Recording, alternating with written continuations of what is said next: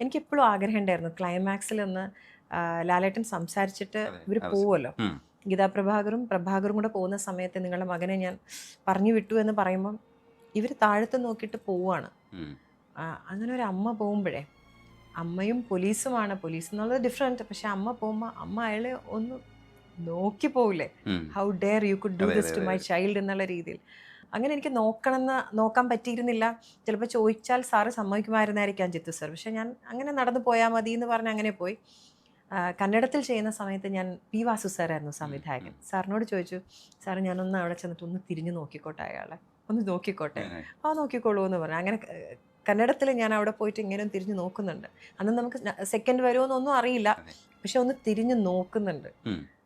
ഞാൻ തിരിച്ചു വരും എന്നുള്ളൊരു നോട്ടം വന്നോ ആയിരുന്നില്ല അന്ന് ചിന്തിച്ചത്. എങ്ങനെയാണ് എൻ്റെ മകനോട്, ഓക്കെ മകൻ ചീത്തയുമായിരിക്കാം, പക്ഷെ ഒരു അമ്മയോട് നിങ്ങൾക്ക് ഇങ്ങനെ പറയാനെങ്കിലും ഒരു ധൈര്യം എങ്ങനെ വന്നു എന്നുള്ള രീതിയിലാണ് ഞാൻ നോക്കിയിട്ടുണ്ടായിരുന്നത്.